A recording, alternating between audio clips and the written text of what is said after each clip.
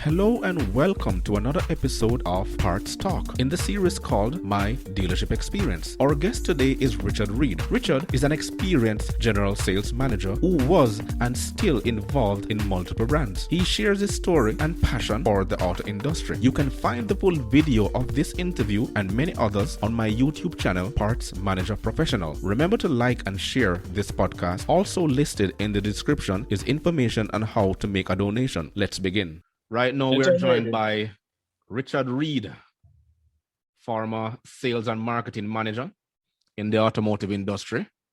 And he's here tonight to tell us about his journey into the channels and the dugouts and the wars and the experiences, as I will put it.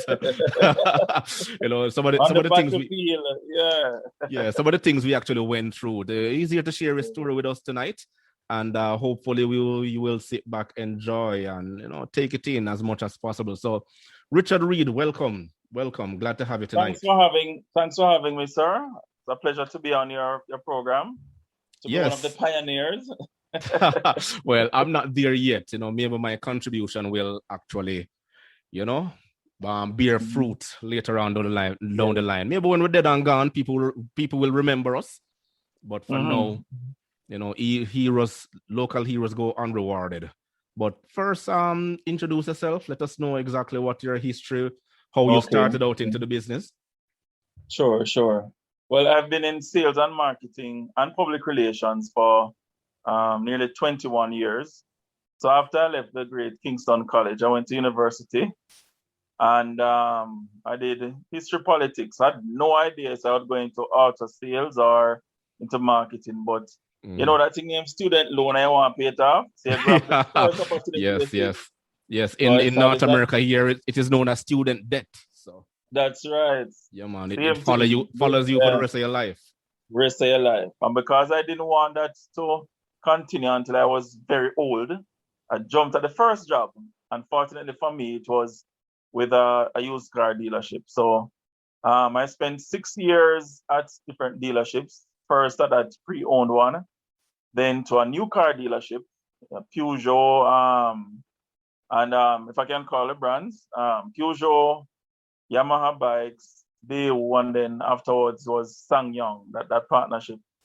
Then hold on, Richie, you're calling some names that a lot of people may not be aware that those brands existed, So SsangYong and Daewoo, those are Korean brands? Peugeot is a French brand of the Lion, still quite active. Yes, in Europe, yes. Maybe not so much in North America or any at all in North America, but in Europe, that's a staple all over Europe. Yes. With Daewoo is a Korean brand. It's not operational now. I think they had a partnership, or Chevrolet bought them or something like that. But Yamaha bikes is still very much active. Yeah. So those that took me about 6 years between those dealerships. Then I took a different route, went into other industries. Went into the construction material business, windows and all of that. Then went back to the car business now in the new car segment, and that's in management. So I dealt with Jaguar, Land Rover, Subaru, Ford at KIG.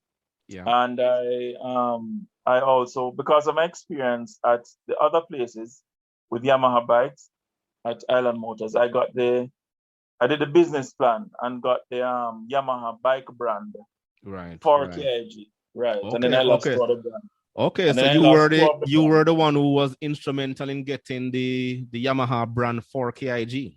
Yes. And I was familiar with the whole system, the whole ordering, and of course I could ride bikes. And when I was at the former place, I clocked a lot of sales. And all of the sales jobs that I've had, I have excelled at them. So giving thanks for that. So that helped me to put the plan together, formulate several meetings with the Japanese stakeholders. The principals came down and I instilled confidence in them, and we have the brand. Right. So after KIG, there was Kia Motors. I helped them. Quite an interesting time there, I must say. And then I've gone into broadcasting. So Mhm. of my nearly 21 years in sales, half of that time has been at varying positions in the Yeah. auto industry. Okay. But right Okay. now, although I'm in media, I'm also a consultant at a pre-owned dealership as well. So using up the experience still, Well, the of knowledge. course, the experience Yeah. never the experience never leaves. And Yes. for most of our viewers, our listeners, KIG is the official dealer and distributor for Ford, Subaru, Jeep, Mm-hmm. Yamaha, and Motorcraft Mm-hmm. batteries in Jamaica. Motorcraft. I was also instrumental in setting up the Motorcraft batteries because as I got the Yamaha dealership, I went across the island, several trips right across the island looking for sub dealers. Mhm. And so what I did was, as well as the Yamaha bikes, the Motorcraft came in at the right time. So I basically twinned them and I set up 10 to 12 dealerships island wide. Right. Everyone selling the Yamaha bikes and the Motorcraft batteries. Batteries, So yes. I have a little of the parts experience, you know, not Of as course. vast as you, but yes, very important. You have to have the parts, you know. Yes, yes, yes, yes. It's yeah, very important, instrumental. As you know, after sales service is key for maintaining customer Mm-hmm. retention in any stratosphere of the dealership. But Definitely. let us delve some more because I mean, with that wide range of experience, it just reeled off to us. I mean, must have been a challenge to navigate so many brands all at once. Yes. So so as a result, you have to have different marketing plans, different plans of action for different demographics. Yes.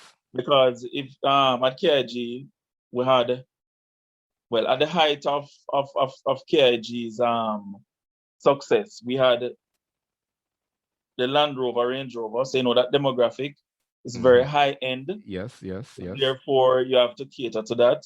Then we had the Ford, solid brand that had an appeal to all kinds of pockets. Mhm. Subaru now is more outdoor kind of person who wants to have a rugged all-time four-wheel drive, Yeah, yeah. can work around in town, but then on the weekends, no, he can go out, Yes. Right. So it was quite a task, but I was up to it, and we were in all of the brands. We were at varying times in the top three within the Caribbean in Mhm. terms of sales. Yeah, yeah. Yeah, but Subaru, yes. mhm, Subaru's a very powerful brand. It actually yes, does exceptionally well right across the world. And to have that yes, in Jamaica going up against the more traditional brands, as you know, the Toyotas, the Nissans, the Hondas, yes, you yes. know. So for you to maintain a presence in that tight market must have been some well done work, Mhm. as I may say. Um, but during your time, how did operations change since you worked in the industry? What were some of the changes you witnessed? I might not be as active in the new car segment, obviously, because I've changed industries, but Right. I still keep my ear close to the ground. I know what's going on to an extent. I would think that there's more focus now on it's more customer centric. Why? Obviously, we're going through a pandemic, Uh-huh. and you have to ensure that you meet the customer's needs. Obviously, the customer don't want to come to you because of the fears of this whole social distancing and a virus Yeah. is going on. So Right. what I've been noticing now is that the dealerships are much more accommodating. Gone are the days when the sales executives can say, "Oh, I should expect customer traffic in the showroom now. So let me Mhm. sit down here and business." No, it doesn't work like that. You Yes, go I there and remember. I raise the remember those business. days. Yeah, they just sit down at the desk, and the customer traffic will Yes, just walk in. So they were more you have like to go there They were now. more like order takers than sales Oh, reps. that's Yeah, yeah.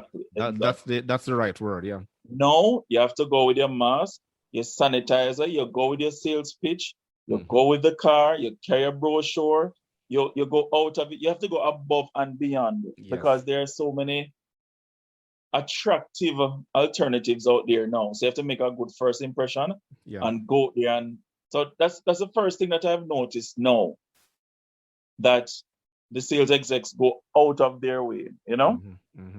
Secondly, there's more of a reliance on social media, information technology. Yeah. Again, I have to go back to the pandemic. People are very scared. People are staying more at home. They don't want to drive out, walk out, take bus and go to any dealership. Right. So you have to ensure that through social media, whether on a radio, you direct them to go to our social media page. And so now you find that all of the sites are now updated, current. The other day, I messaged one of the dealerships, and within 5 minutes, I got an answer. I said, "Yeah, man, it shouldn't be that it's a pandemic, make it be so responsive. Yes, It should always be like that." Yeah. You know. So those are the two main changes I've seen from that time when I was at the new dealerships a couple years ago, as to compared to now. Right. And it's a welcome change. It's a welcome change. And also, okay, another thing too is that even with the parts delivery, parts can be delivered to you now. Really? Because of the technology now, you just put in your figures and so you pay for it and so. And they say, where are you? And they go and deliver the part. And that's very important. Yes. Because as I've said to you some years ago that selling the new cars, yes, that was my forte, but that is gravy. Most of the money is made from the parts. From the parts, and service. With parts Yamaha and bikes, service, with Yamaha bikes, I had to convince my general manager after we got the Yamaha dealership. Say, look here, don't worry about these margins on these bikes, because you see, when these, whoever it is, bearers, young riders, all of these people, when they ride the bike and then get comfortable, some going wheelie, some going lick it up, and what is the parts that make the money? And so done.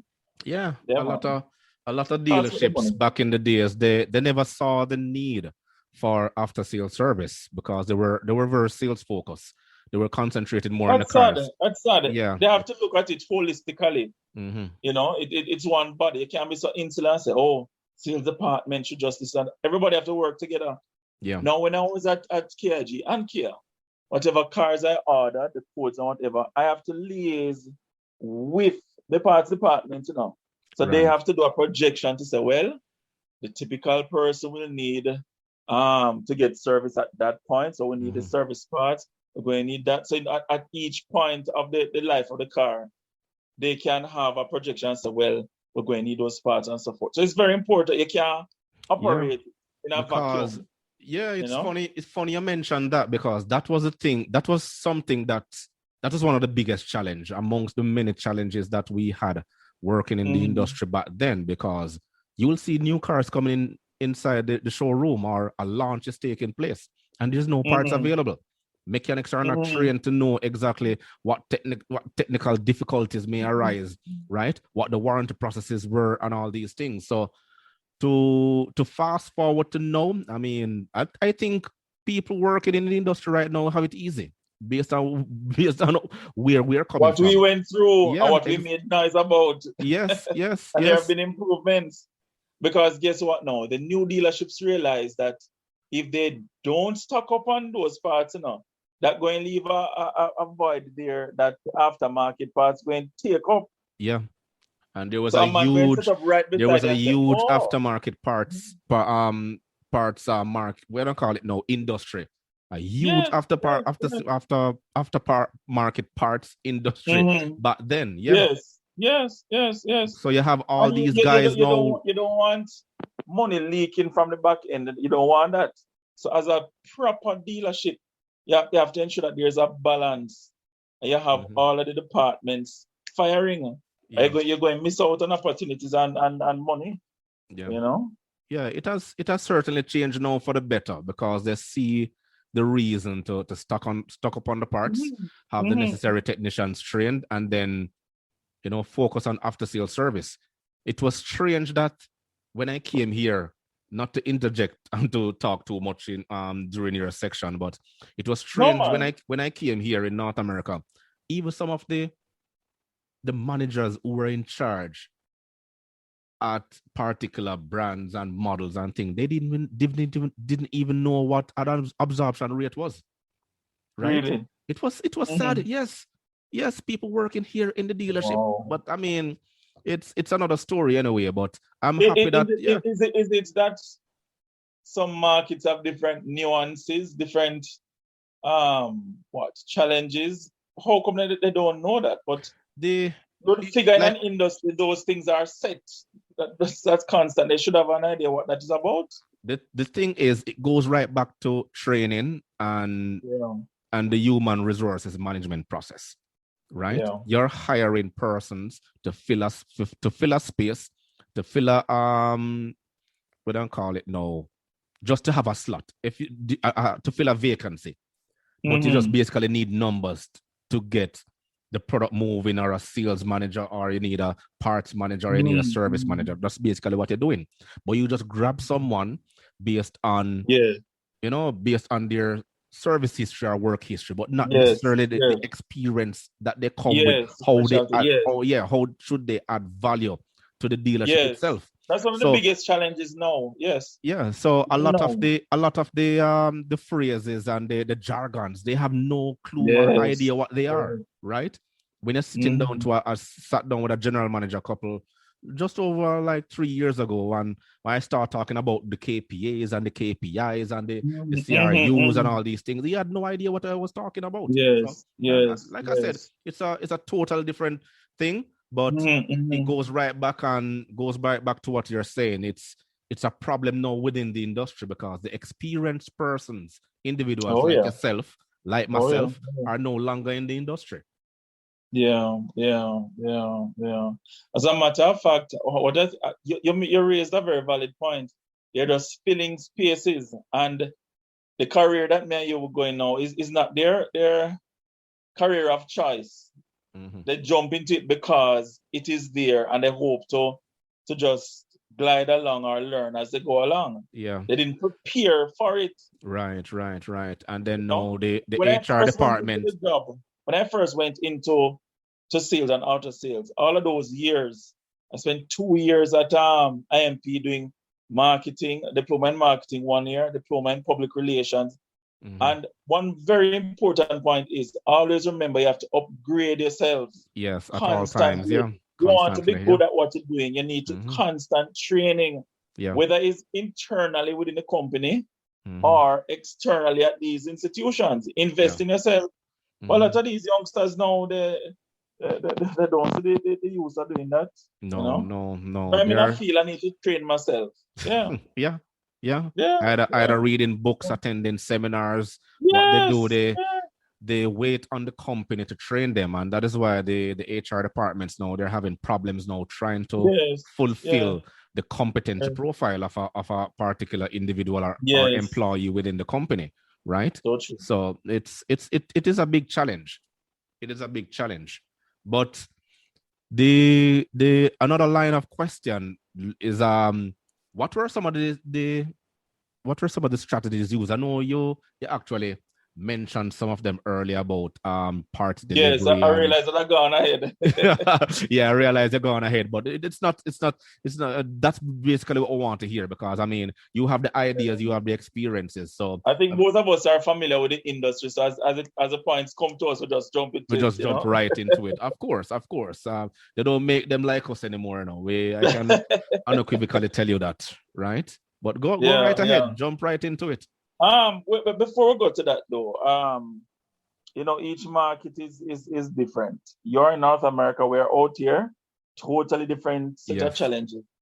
Another thing is the used car industry. You find now that they're operating with the same tenets of the new car industry. Yes, they are. Look here, they're hungry, they're very efficient. I remember, that government has dropped the years now for the vehicles that can be imported. Yeah. And those cars in excellent condition. The customer service is pretty good. It's up there. So they're almost on par with the new car industry. Yeah. Everybody out there trying to get the dollar. And what I also find is that even outside of the small warranty you'll get with the used car dealers, they try to hold it on. So even for the entire life of the car, they encourage you that, look, come back here for servicing. So a lot of the pre-owned dealerships don't have their service ears on the back.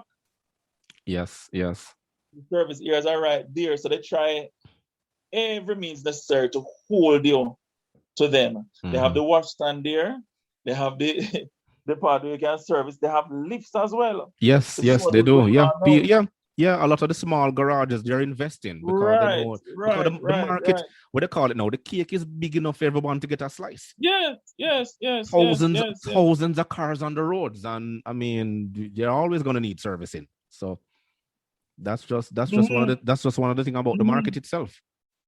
So so the dealerships need to wake up, man, and they need to know exactly what is going on out there. All right. Back to the new car dealers now.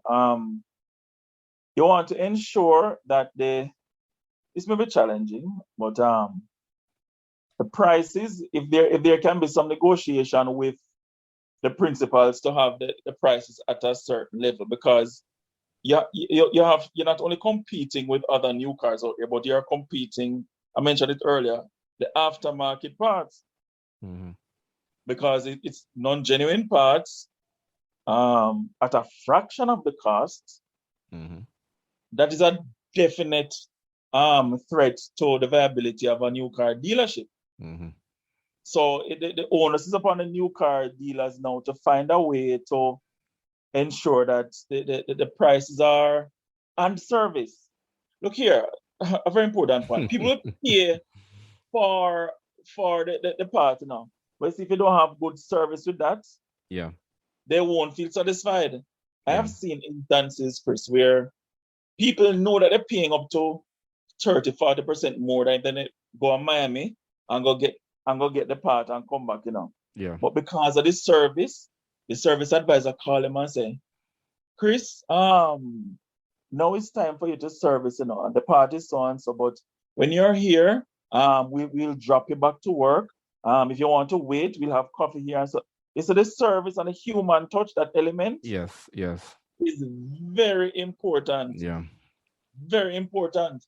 Because if you don't have that, you see, so as soon as the warranty period is up, they're gone out the road. Yeah, they're gone. Out the road. And you don't want that. You don't want that. So these are some of the challenges I think that new car dealers, especially, and used car dealers need to look on if they intend to collect from front end, back end, side end, from wherever end. Customer service. But it's a never, to be fair now, because we both work in the industry, as you know. It's a never-ending cycle. You constantly have to keep abreast of what is going on in the market. Exactly. The management has to come together. They have to group think. They have to strategize. Every month is something new. The action plan has to be in place. The marketing plan, the sales plan, the service plan, everything. And how are we going to utilize the staff as a part of the strategic? As part of the strategy to carry out and achieve the goals, right? But you can't be myopic and just thinking of the here and now. Right. An example of that now is that there's a news item that came on. Today is what? Today is Sunday.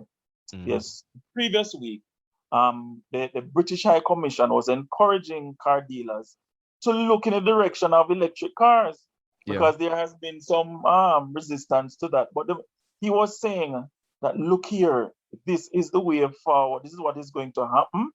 And we need to get with it. Yeah.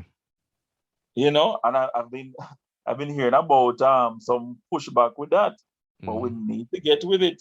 Yeah. He had a very good social media was there. The push is already here in North America, so I mean, eventually it will get down to the Caribbean. But a lot of persons, they're still holding on to their conventional and traditional cars, so it's going to take a while. Yeah. So in just keeping with your point that we have to be fair with trends. Yes. We have to know what is going on locally, regionally, internationally, the direction where the auto industry is going. Yeah. And we have to ready ourselves for it. Definitely. That's what we have to do. Because Tesla came and shake up the market. Yes. So we're moving from hybrid to fully electric now. Yeah. But hybrid took so long to take off. That was another problem. right? Well, yeah, that in Hybrid. A itself. lot of people don't even know that hybrid has been around since in the 1990s, between 1993 Yes, 1998. yes. Yeah, And that's when look at it, hybrid. it hasn't even really taken off in Jamaica either. So Exactly. The you can imagine now too much with pushback. electric. Exactly. Yeah, I yeah, remember yeah. when diesel SUVs tried to take off in Jamaica, there was a lot of pushback. Yes. There And was a diesel lot. technology has evolved. Exactly. Very fuel efficient. Oh boy, oh boy. I've had turbo diesel vehicles that even now, just thinking about it, I want to get another one. Yeah. Yeah. Yeah. Yeah, yeah, yeah, Because yeah. what you can do with a turbo diesel, you can't do it with a fuel vehicle. Not at all. Right? You're talking about gas consumption. I mean, very efficient and economical. Yes, yes, yes, it is, it is. And why the electric is even attractive now is that in Jamaica the gas prices are increasing every week. Every week, yeah. Because Every everything is tied to the dollar, and the dollar is constantly devaluing. exactly, Yeah. exactly. So we need to explore other options of getting around it. If you will, we have to. It's rough. It's rough. I can tell you. Mm-hmm. When you calculate how much of your money gone into gas alone, Yeah. it's unbelievable. Mm-hmm. You know, so that's the reality out here. Yeah. That's the reality. And as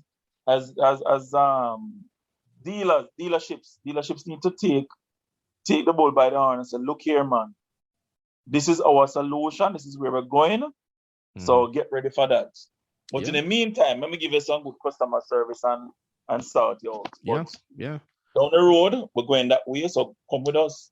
Yeah. Yeah. It's all about customer awareness and customer education. Some dealers even forget about that. Yes, yes, yes. So true. So true.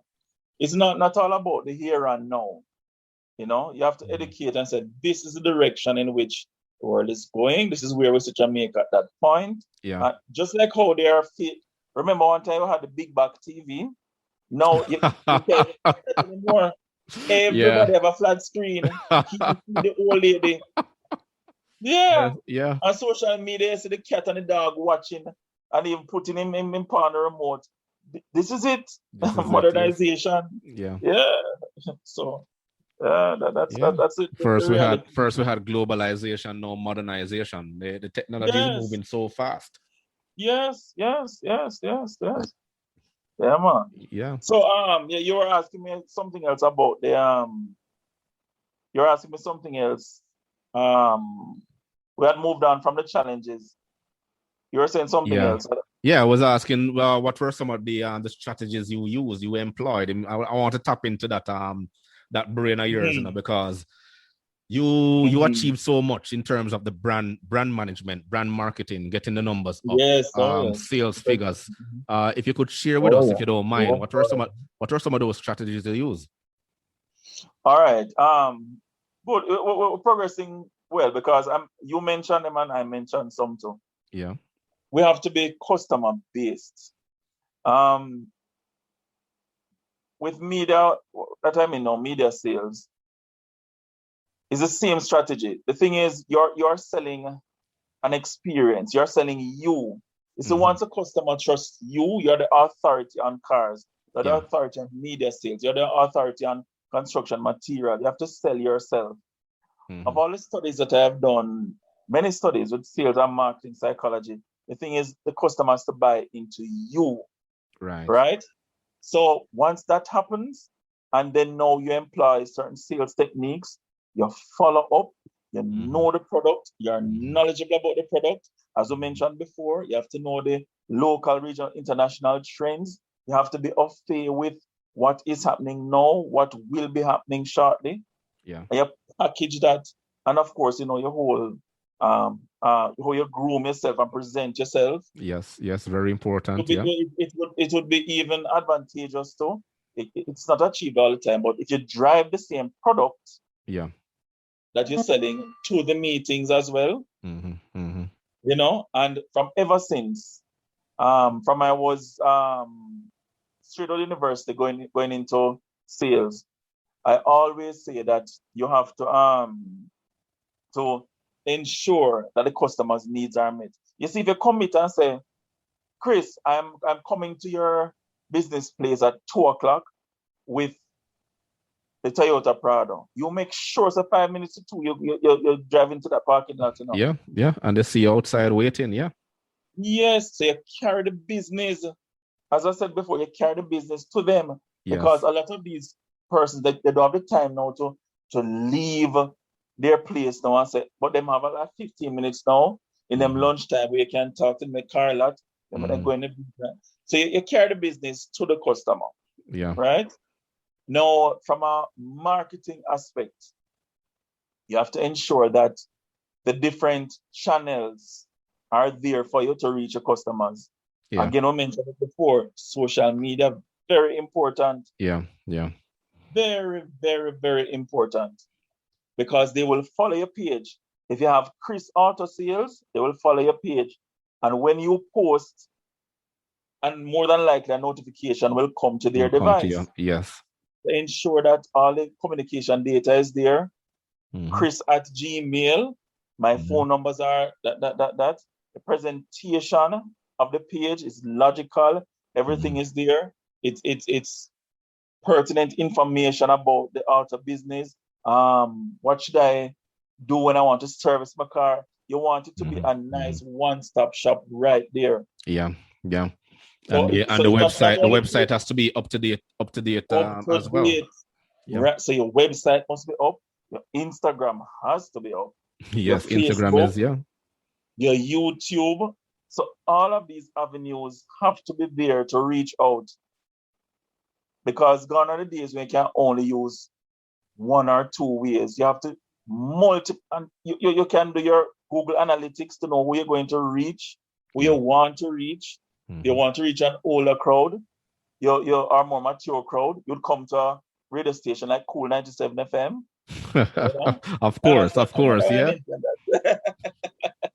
Yeah, so you want a younger crowd now. If you have for example, if you're selling bikes now, you know that a man starting out in life or graduating, a bike or a small car, you know which station to go to. But despite all of that, you still have to have your social media channels. Yeah. You have to know when to target the newspaper at a certain time. If there's Mother's Day coming up, you put out a thing and say, this particular car is suited for the mothers because it have the trunk space, a hatchback, have the trunk space and carry our groceries. And so the marketing mix is important, and you have to be up there with the market to know when is the best thing to employ at what time. And which thing is the most constant throughout the entire year, which is the social media. Yeah. You know, so and constantly keep the customers engaged, because you can have different activities either at the workplace, the place of work, the dealership itself. Customer lines, you can have lines. Yeah. Right? Or you have special events that you actually keep when you're doing marketing, displays and all these things, right? Yes. What I used to tell my sales staff at Kia and KIG, so look here, you need to be involved in your clients' lives. So they realize that this man not just about the sales alone, but him actually care about my business. If your customer have a place that sells flowers, and the man buy a car from you that is $15 million, you mean that you can go there and buy a bouquet for your wife and send to her? You mean that you can't take up the phone and tell the man, say, you know, so I know this is a birthday, happy birthday, man, and you send a pen. You can, those little things, you know, you say customers, they will not forget. And you know that referrals in sales and marketing, in sales is very important. So Chris now will tell Basil, I say, Basil, you know, say, me get a really good deal. Or maybe might even say, you know, say, the price wasn't even that low either, you know, but you see the customer service, you see that sales rep name Hochi, really give me good service, you know. So you see the referral, the word of mouth can be even much more effective sometimes. Yes, it is. Than the active marketing. You know, it's a competitive world out there, Chris, and we have to do all of these things to ensure that we stand out. And it's a little things that counts most of all. Yes, man. Definitely. Definitely. And no matter what industry you're in, once you're in sales and marketing, there are certain tenets that will not change. Obviously, there are different industries. You have to, the knowledge and the different Mhm. nuances and stuff, but there are certain constants that cannot be compromised. Yeah.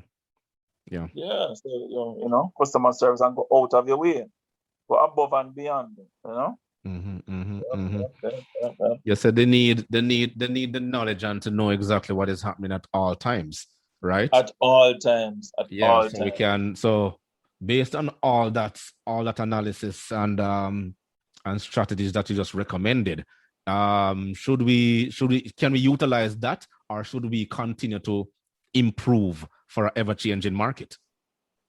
Always have to, man. Always have to. As I said before, it's a dynamic world. Things are ever changing. Mm-hmm.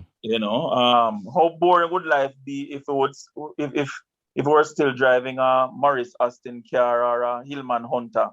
Yeah. Times change, technology change, Mm-hmm. and therefore the customer's needs will change.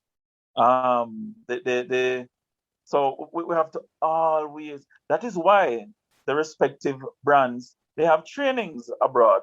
I Yeah. remember going to Panama on two different occasions. One for a Range Rover, Land Rover training. Mm-hmm. I had a ball because we did everything to get the vehicle out of control. We did everything to push it to the limit on mountains all over the place, and Yeah. we learned. And we had in-class sessions, and every year with most all of the brands, you find that there are training opportunities. Now, as new dealers, you need to find out now when these opportunities are coming up. If you are Mm-hmm. close to your regional office, you will know that this training coming up, and I want my staff to be on top of their game. So Yes. ensure that not only the manager should go to, Mm-hmm. at times, if it allows, you make it one and two, your top sales rep go, Yeah. or the top two go. Mm-hmm. But if you can't allow those to go, then the sales manager, what I used to do is when I come back, I share the knowledge that I learned Yeah. Yeah. with the staff, and then we had Yeah. sessions here and so now to impart the knowledge and say, look here.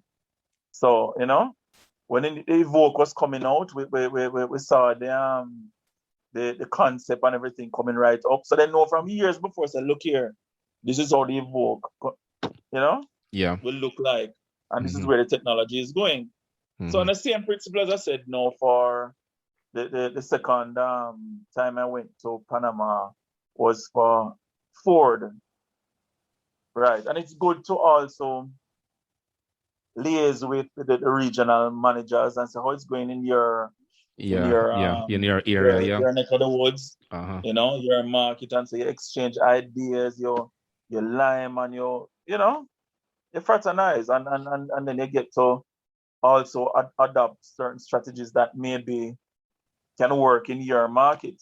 Mm-hmm. Maybe not identical, but it will jog your thinking and say, look, but say what happening over there, so in Aruba, maybe if I employ that and take piece of that, it can work. Yeah.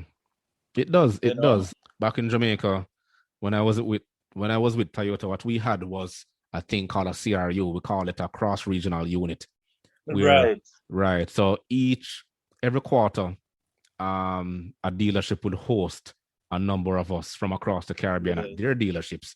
And yes. we would travel there, spend Mm-hmm. like 2 to 3 nights, and Mm-hmm. we will tour the dealership, take notes, and then Mm-hmm. we'll go back to the meeting room, and we'll sit and we'll discuss like Yes. process improvement strategies and Mm-hmm. layouts and warehousing, and Mm-hmm. recommend what needs to be done, what can be done, and then each person will do a presentation of where they Mm-hmm. were, where they are now, where they want to go, and then we critique Yes. each other, and then we help Mm-hmm. each other along the way. So that way, Right. everyone is Right. growing. So benchmarking was actually important during that time. I'm not sure. Definitely. I'm not sure if they're still doing it now, but it was a big, big, big deal back then.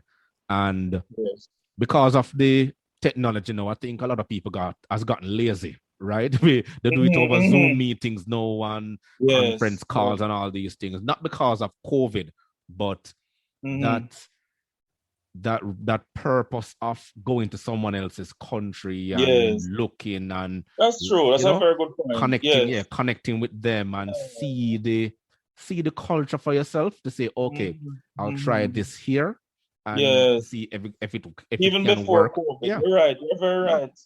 You're very yes. right. Nothing So beat the face-to-face and hands-on interaction, you know? yeah, yeah. So Yeah. benchmarking is actually important. Mhm. Sometimes too much competition will actually damage you. So Mhm, you have mhm. to know exactly what works from what doesn't. Yes, yes. Very, very salient point there. Very salient point. We have to know what's going on also with our competitors. And Yeah.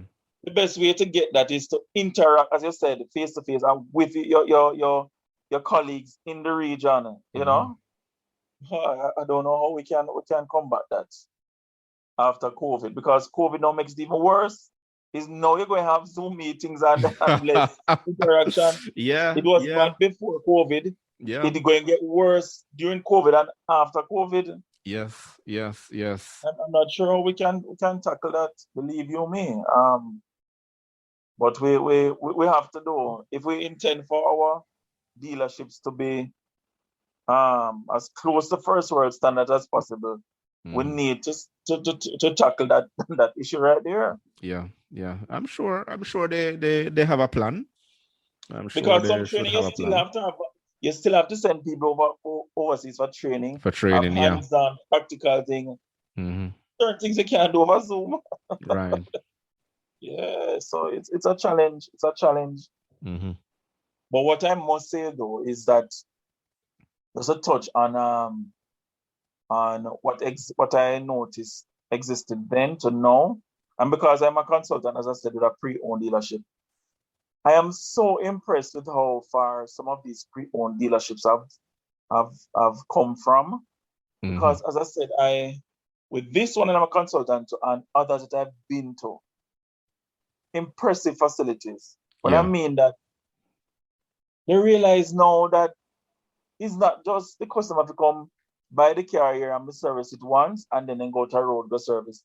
They try their best to have some even have a little small part inventory to, Yeah, yeah. They want to make it a one-stop shop for the a customer. one-stop shop. Yeah. And they have the lifts. Well, you know how Yeah. expensive setting up a lift can be. Yeah, yeah, I have yeah. seen used car dealerships with 4, 5 proper hydraulic lifts. Yeah. Hmm. They Hmm. have them spray booth. They have their the body man there. Hmm. And of course, they'll outsource something. So if you want to Yeah. put a truck on alarm, Hmm. everything is right there. Yeah. That has been a massive improvement from the times when I was really deep into the auto industry, actively involved. Hmm. So Hmm. no, But you say it's a total different concept in North America here because you yeah, have the you have a lot of garages here that even have far more impressive layout and technology than even the dealers themselves. So really. yeah, yes, you have. Yeah, Okay, yeah, okay, yeah. okay. And they're doing their labor rates are cheaper there and they move a lot faster. Wow. And because they're small, it's Yes. more intimate when you walk into them, right? Okay. And the technology is impressive because you will you'll give them your chassis number, VIN number, whatever they call it here, and then Mm, they can diagnose the vehicle from there. mm, They send to you by text and email exactly what has happened to your car, when is the next service, the oil change, all the diagnostics, mm. recommendation, everything. Yeah, you actually get that. Wow. That's the opposite here because I was checking on a car for somebody, and because the car was bought from the dealership, I tried my best to get certain information and whatnot. And I Hmm. could only get it from the dealership because the parts man could not get that info about the vehicle because it wasn't obviously their parts man, it wasn't bought from them. Yeah. But you're saying now that they have access to a database, even if I buy Yeah. it Yeah. from them. Yeah. Now that is a good move. Yeah, they can, and they build their own database as well. So once they do a proper pre-inspection of the vehicle, take pictures, Yes, everything, the upload it to the PDI. and they create their database for you, right? So you will have a service history from the dealer, and at the same time now they have their own service history if you choose to service a vehicle with them as well. So it's very trust me, If Jamaica everything. ever made Yeah, that paradigm shift, I tell you, we'll be yeah. on the right road. Yeah, but Oh, I I mean, for learned a something. country like this that is so vast, it is needed because Yes, you have so many yes. people who live in remote areas, right? Far away from the city. So you have to have that. True, true. Yeah, you have to From the have that dealer where they yourself. originally bought the car. Yeah, yeah. But to be fair to Jamaica still, a lot of the smaller shops in Jamaica are actually started by the same mechanics and service Yes, managers and yes, sales yes. managers who worked within the dealerships. Yes, within the system. Yes, Yeah. yes. So eventually, I suppose we will get there, but it may be much slower, Yeah. like molasses in winter. Slow. Slow to get out the bottle, man. Slow. Very, very slow. Yes, yes, yes, yes. I must say, I'm enjoying this conversation, Chris. Lot of memories. You're making I me know miss it the all. auto industry. You're making me miss the auto industry too. You know, anytime I come across individuals like yourself and myself, I will start talking about the auto industry. You know, Yes, yes, yes. it's a very good flashback, right? Yes, The man. memories Yes, and the man. laughter and the experiences and Yeah, man. Yeah, man. Yeah, but man. I see a I, satisfied customer is what motivates us too. exactly, Seeing a satisfied exactly. customer. Yeah, Yeah, yeah. yeah. Interesting, Because interesting. one of the things when I came here, I brought a strategy, which is a customer retention strategy. Mm-hmm. Is you know, I brought a thing called a customer focused strategy. We Mm-hmm. will, as a partsman, I will go out there and visit the shops and the garages and the small parts Yes, places and things, yes. introduce yourself to Excellent. them, let them know exactly what it's all about. And Mm-hmm. you Mm-hmm. should see the reaction on some of these people's faces. They said, Shocked. yeah, they're shocked. They're like, The you're from competition where? You're visited like, me. you're from where? I said, I'm from, such and such dealership. Yes, And they said, yes, really? Are you sure you're supposed to be here? I say, yes. yes. It's a good strategy. Yes. Exactly. I'm introducing, the business. Here's my card, what we can do. Mm-hmm. Give them a credit application form, for them to start buying from us and whatever. And trust me, within a year, it started to increase. Just a small things that Mm-hmm. people would Mm-hmm. realize. Yes, But yes. I mean, That's a sometimes lasting impression right there. right there and then. The first Yes. impression is a lasting impression. Yeah. Chris came to visit us. And I said, which Chris? You mean the Chris who is at the dealership, who sells the cars and has a service area and parts area? And the other person can say, wow, what an impact that has. That's a good Exactly. strategy. Good Exactly. strategy. Exactly. So In other sometimes words, work with me then. I'm not there to kill you. Work with me. work with us. Work with Yeah. us. Yeah. Yeah. Interesting. And one I of the don't know. interviews I had with Basil, and Basil said, I always admire when I come to your place and I'm in my work clothes, greasy and Yes, yes. dirty and thing. I always come and take me out and carry me into the office and look about my parts. He talks about it all the time. You know what? It's a lasting impression. You get what I'm saying? Yes, Because it's a lasting impression because at the end of the day, Basil is a customer, but he's also a mechanic. Right? But at the same time, now Basil is working on other people's cars. So he's going to spread the word and tell them that, Yes. Anytime you want any parts, go to Chris Clark down at such and such and such, word and he'll of look mouth, after you. Yeah, word of mouth again. Exactly. So you have to have that personal touch at all times when you're doing it. A lot of people don't understand that. Too much egos in the business. Maybe that is one of the reasons why the business suffers from time to time. Yes. You need the right people in the right place. If we take away the egos, a lot of dealerships would be so far ahead. So true. Each department has become so insular now. The sales department, they have their demands from their overseas principals. Yeah. These respective brands. I used to get those emails all hours and night, Japan time different. Then I getting emails from England 14 time hours different. ahead, yeah. And yes. So imagine me having 4 brands and getting these And then they said, look here, you have to take this amount of vehicle, this because there are certain amount of vehicles you have to take, because you are the dealer. You have to take at the same time I have to satisfy the board now and say, look here, now, but I take too much, then we can't move that. It's a balancing act, Yes, yeah. And then each department now has a certain amount of money they have to meet each month.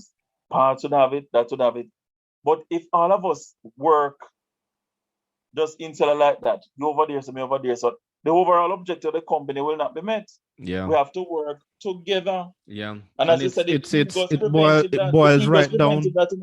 It boils right down to the leadership, because the man at the top, the general manager, the managing director, the owner, he has to set the direction in where the company wants to go. Right? Definitely.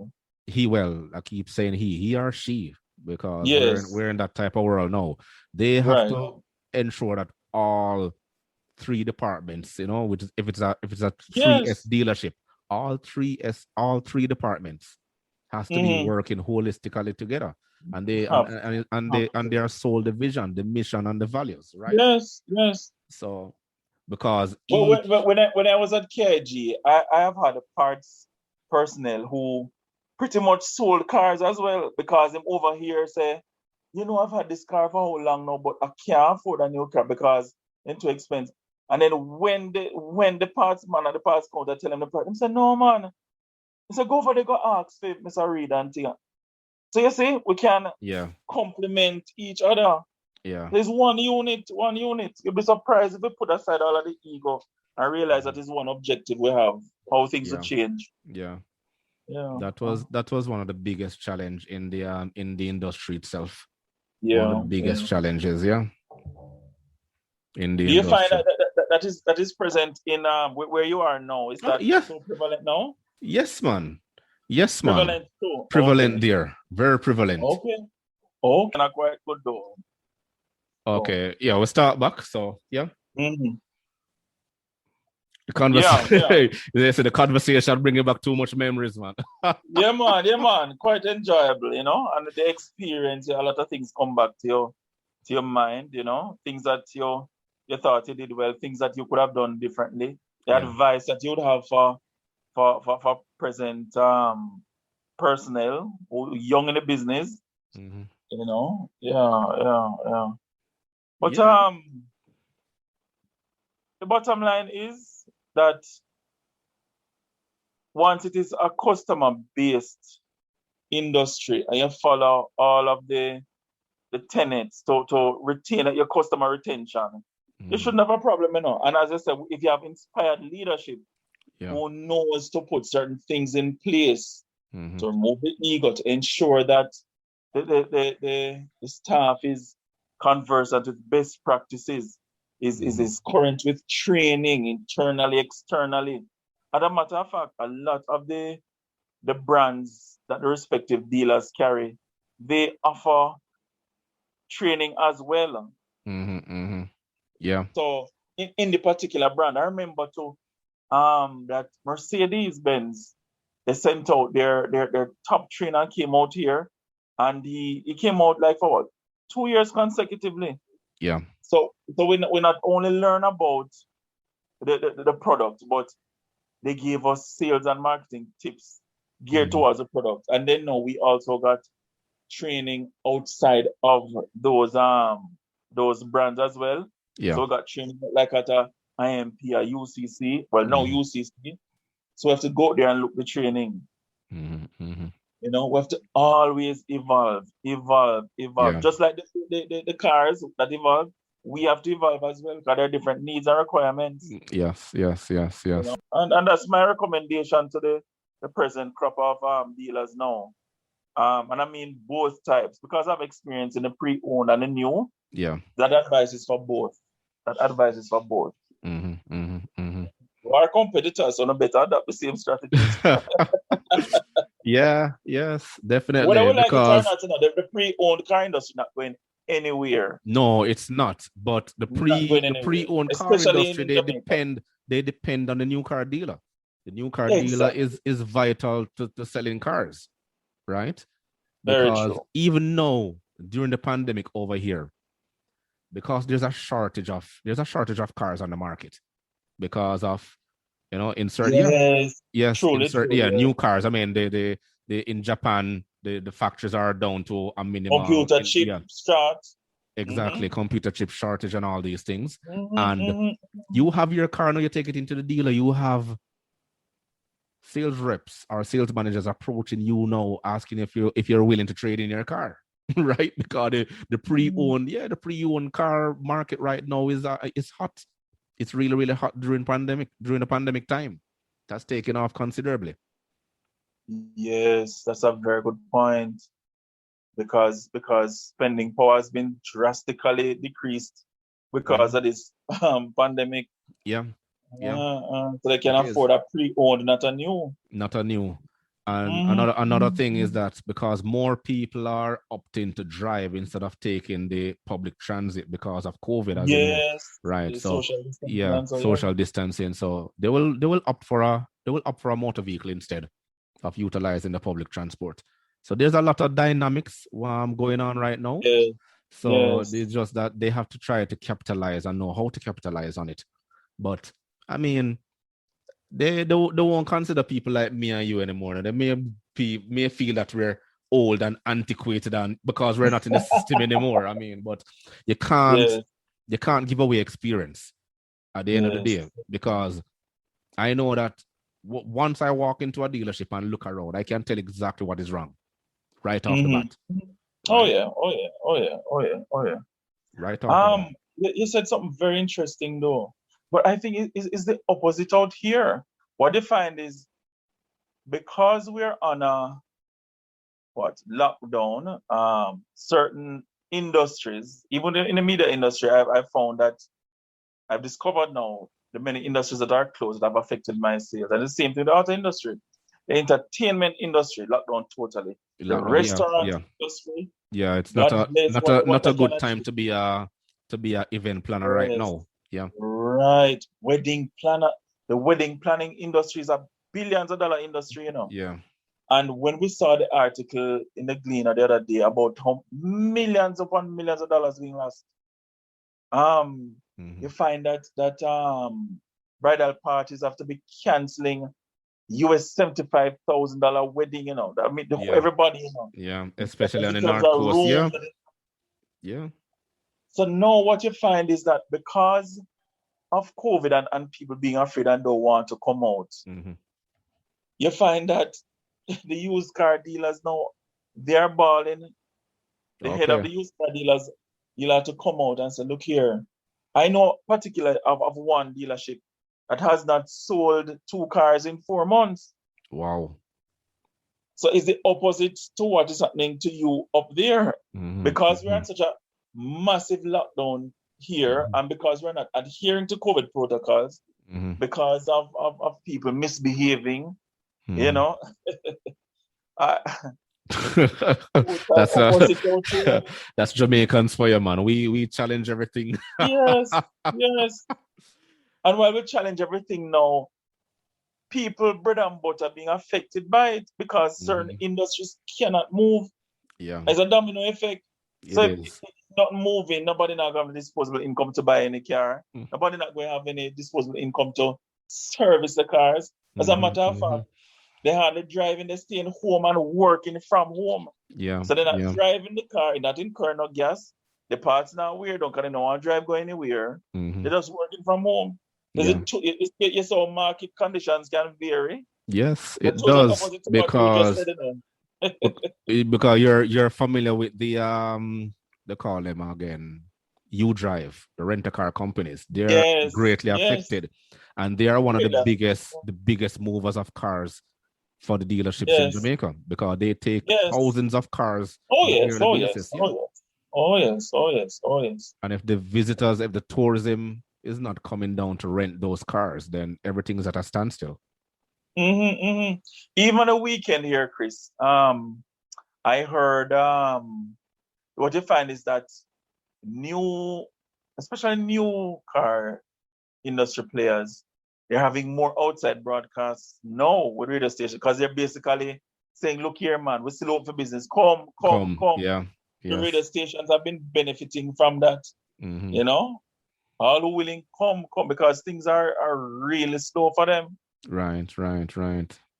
Oh boy, but That's why we're doing these conversations, because we can look back at this and and talk about what happened during COVID, right? yes, yes, So yes, this yes, is actually a historical record. definitely. Yeah, yeah. Kids and grandkids can look back and say, boy, those old times are really rough for Daddy Chris and Daddy Richie. Yes, exactly. It's challenging. It's Thanks to the challenging. technology, we can look back. Yeah, yeah, yeah. It's quite interesting what you said, though. Quite interesting. While Mhm. while you're seeing an increase in the pre-owned, out here is a total opposite. Yeah. Total opposite. It is at Yeah. a standstill. If you ever Mhm. see some of the dealerships, how the pre-owned dealerships, how hundreds of cars. If you drive down near the wharf on Marcus Garvey Drive, cars that cannot be cleared. Right. There's no economic activity happening in the formal economy, informal, underground economy. Nothing is happening. Nothing. Thanks to COVID. Nothing is happening. And it's not sustainable. Something has to happen because the crime rate will go up Hmm. because they look at the entertainment sector. A Yeah. jerk chicken pan man, he will start out with one, but him all have 4 or 5 now. He could all have all of them out at different events and Yeah. money coming in. So him can buy him little pre-owned car. Him can go Hmm. eventually go on a wholesale. None of that happening now. Yeah. Yeah. It is None a of that domino happening effect. now. Yeah.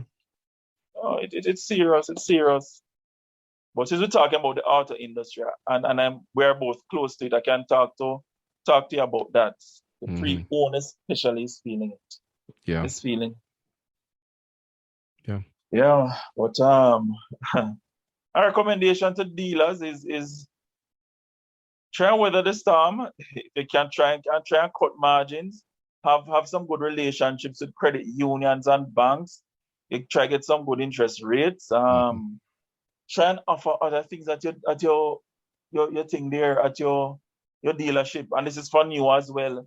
If you Yeah. can if you can offer what tune ups, if you can offer car washing services, try some low hanging fruits or something Hmm. until you weather the storm. That would be Hmm. my Hmm. recommendation for dealers now. Yeah. Yeah. Both spheres because it's rough. It's rough. Hmm. Because while the pandemic going on, they have I know dealerships now that are well not are have laid off staff and are Yeah. working on a skeleton staff right now. Yeah. It's the same here in terms of a lot of dealerships. You only have like the parts manager and one other staff. And then for the Mm-hmm, service mm-hmm. department, you have the service manager and maybe two advisors. And then in Yeah, sales, it's the yeah. same thing. Then the sales staff will Wow. rotate because it's a commission based structure. So Yes. yeah, it it it it actually does that. The pandemic has put a damper on the auto industry on a whole, but on a different tandem now, the because of online goods have increased in terms of orders and Amazon and all these other companies doing Mm-hmm, mm-hmm. online sales, Yes. then you have a shortage of drivers for truck. it's a, it's a Ah, it's a whole wow. different, it's a whole different thing.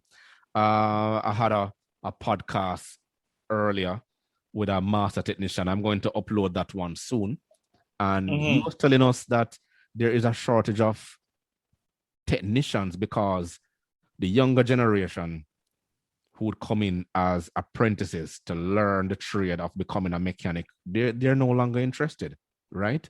So there is a Wow. shortage. Yeah. So in the coming future, you may have less and less people that will be available to work on cars. So Oh boy.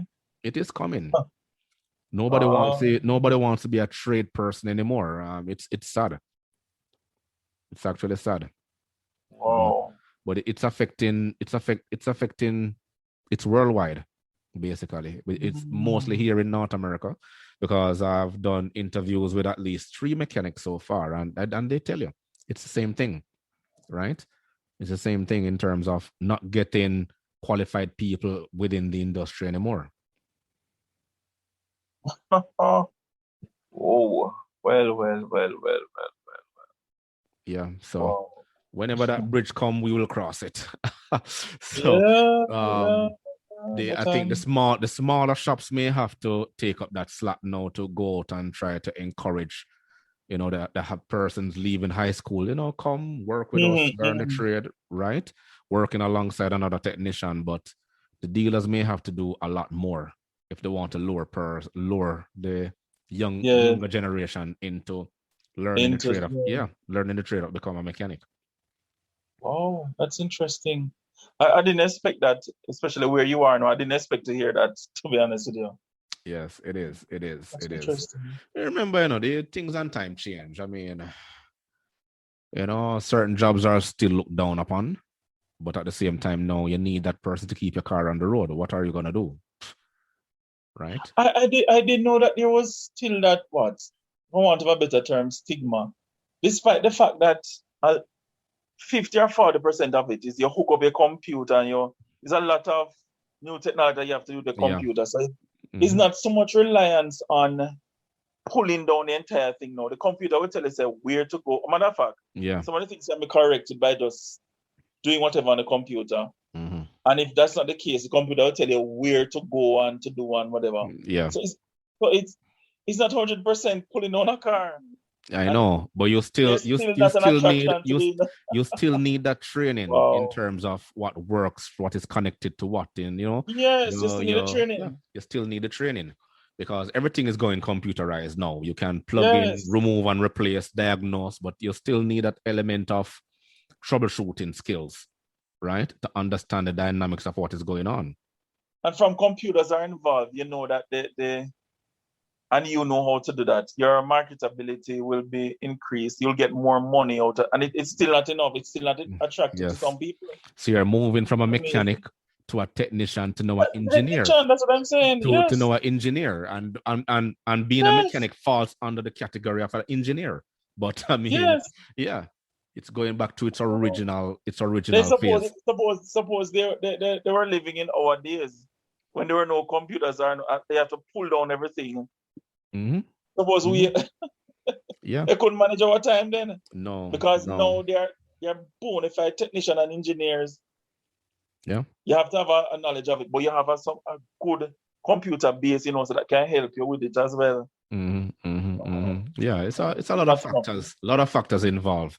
But when persons tune in and listen to the mechanics who are saying it, they will understand the complexity of what they're actually talking about. I think what you're doing is an excellent attempt at educating persons that this is a viable industry, that this industry has to continue if we intend to be mobile for any time soon. Very vital, very vital. And I think you can spread the word. You have started, and I'm sure that your skill set in terms of the people you invite, when they impart that knowledge from your skill set and say, look here, man, this industry you can make money out of it. It's exciting. Of course, it is exciting. Boring industry. All these cars, the changing technology, and who to tell might be 4 or 5 years now we'll be having self-driven cars and flying cars. You may never know. Exactly. And you still need people to work. You still need people to work on them. You need people to work on them. Yeah. Well, I wish you all the best in the program. Yeah, thank you, Richie, because your knowledge is impeccable, and I try to bring on individuals like yourself and others who that is more who has a understanding of the business and a passion for the industry. Yeah, and a passion for the industry. That is very, very important, but also different individuals that work in different sections, different departments. Right? Because one of my videos, I say to people all the time that no one understands what takes place behind the scenes. Right? You come and you will see this big elaborate dealership and you walk in, you buy your parts, you step out, you come, you service your car, then you step out, but you don't understand the dynamics that takes place because they're running up and down, the stress level and everything. Man. Exactly. Just to put a smile on the customer's face, it takes a lot. Actually, it takes a lot. And I said to someone the other day that, sometimes when you look back at it, it's a very unforgiving industry. Yes, it is. It is. It is. It Right. is. You know, It is one so day unforgiving. one day you're up there, rolling with the big wigs, and next thing you know, boom, you're out. So Yes, yes, very unforgiving. yeah. Right so, right so, right so. Yeah, yeah. Yeah, but as I said, keep it up. Excellent program. Yeah, And man. Thank you. I will. As long as I can get the individuals to come and share their story, I will go as long as is possible. Yeah, man, I commend the initiative, and I'm sure you won't be short of guests, both from where you are and in Jamaica. And in Well, Jamaica. Caribbean too. Yes, I'm gonna extend this to the And Caribbean. I know your outreach, you have contacts all over, so Yes, I'm yes. sure. I've been trying to contact a lot of them, but they're so busy. But I mean, with Yes, technology now, yes. I can understand. But Richie, I Mhm. want to thank you very much for joining me My tonight. pleasure, man. My Yeah, pleasure. My man, I pleasure. really appreciate you taking the time out. It has been a very informative and entertaining knowledge Yes. sharing session. That is what I want to call it. Concur. Yeah. A knowledge sharing session, so persons can know exactly what is happening behind the scenes of a automotive dealership and within the Yeah. auto industry itself. So hopefully, if you think of anything else you want to discuss, you want to share with us, Sure. don't feel free to reach out to me at any time. And Yes, I appreciate the yes, and invitation. we can do a second or a Definitely. third or a fourth, Yes, man. There are many other as things we many can talk sessions about, as possible. Yes. There are many other things. Yeah. And Yes, we it's can. and what I like with your format is that there is structure, yes, but we find that because it's so informal, we get to just express and ourselves, and and that is the best part of it. Yeah. I don't want Yeah. anything formal. I just want you to be yourself and just Yes, and talk, so it and flow, right. exactly. Exactly.